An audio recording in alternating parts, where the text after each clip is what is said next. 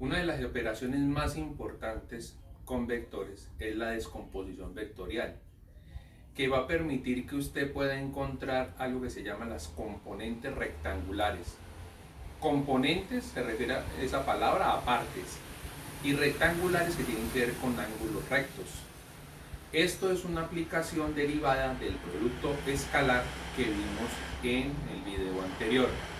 Entonces, para poder entrar a este tema, vamos a recordar primero el concepto de los vectores unitarios. Si yo me llamo Reinaldo Lasprilla Marulanda y soy un vector, podría decir que mi nombre Reinaldo es la magnitud, Lasprilla es la dirección y Marulanda es el sentido. Cuando yo designo un vector también tiene que tener esas tres características.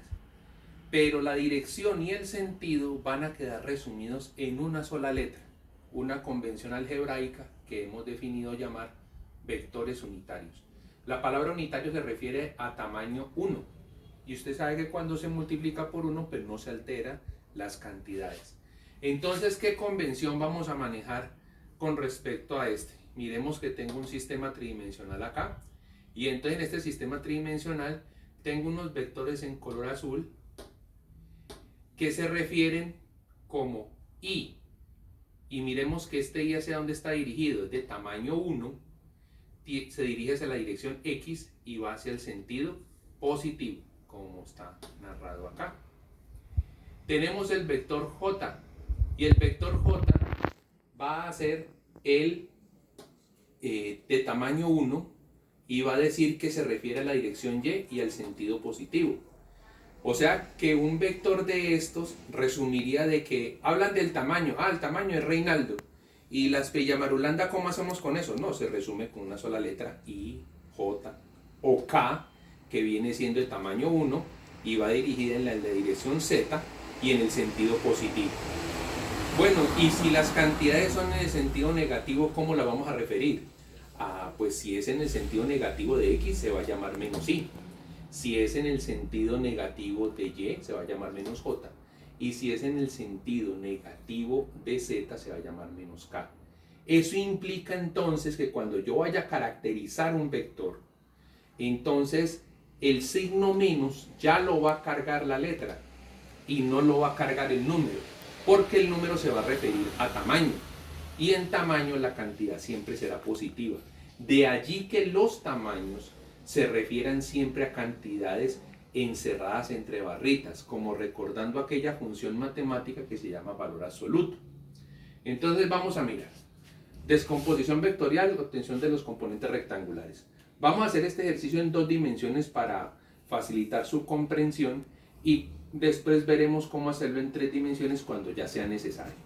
Entonces, recordando del producto escalar, vamos a tener un vector F. Lo he querido llamar F para que todos se familiaricen con el tema de la fuerza.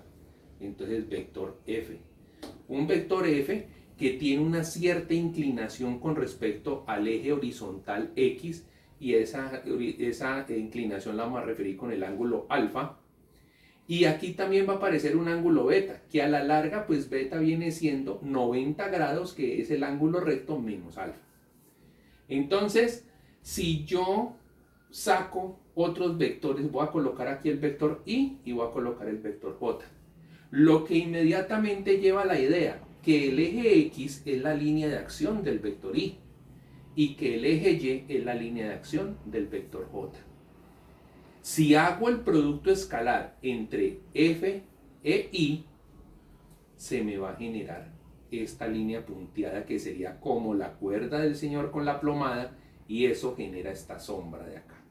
Y esa sombra, ¿qué va a hacer entonces? Va a ser la proyección de ese vector F sobre la línea de acción del vector I.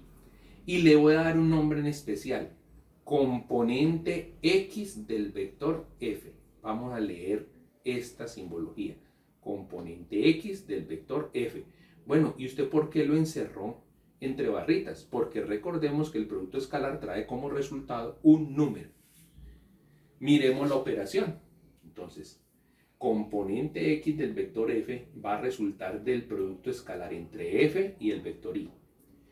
Recordemos la definición del producto escalar. Tamaño del vector F por tamaño de I por el coseno del ángulo que estén formando entre los dos.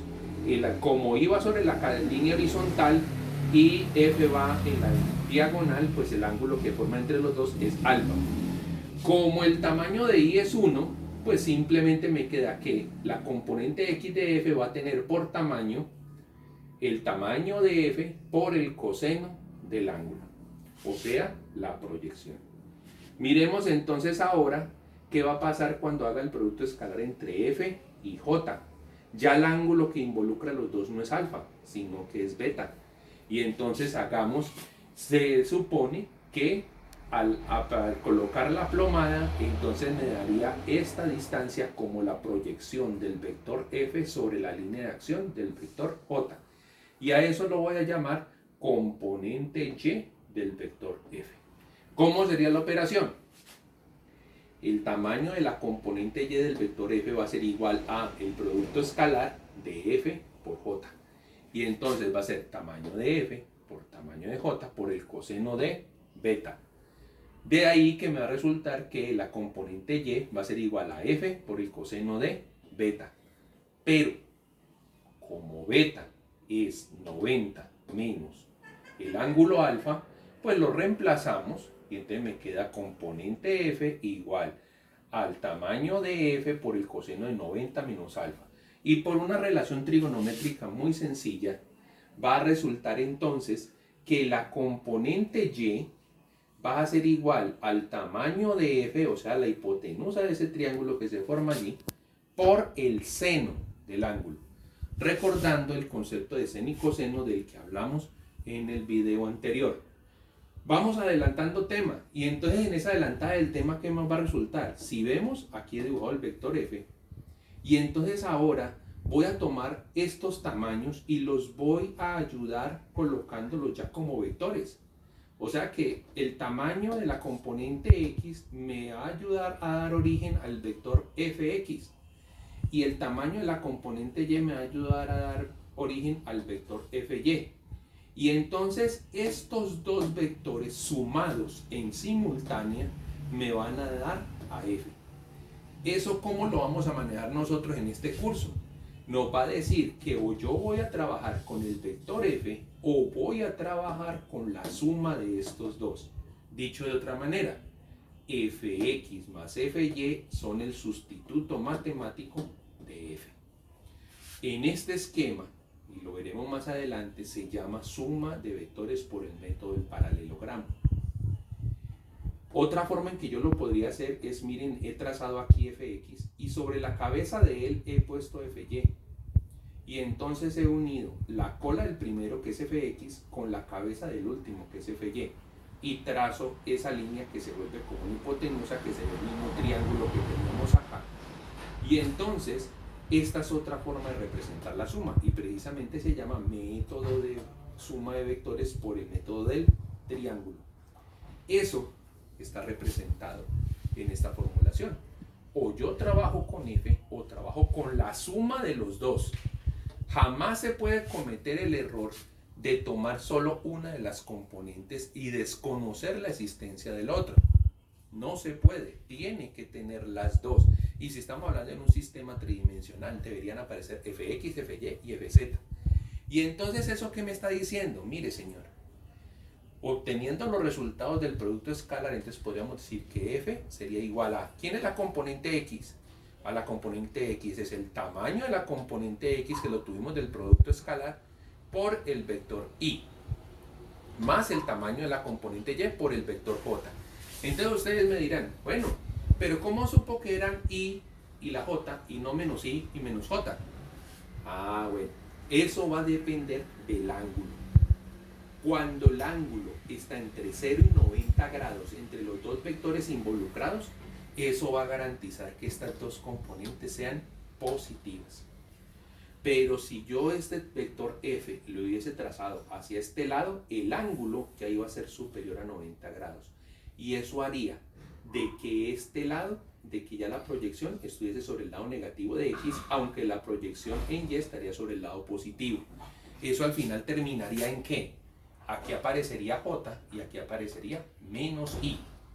Pero aplicando la formulación, todo esto, él me daría una cifra negativa. Entonces yo coloco la cifra negativa y coloco la i y hago una transposición de signos y ese menos se lo quito a este valor y se lo entrego a la i.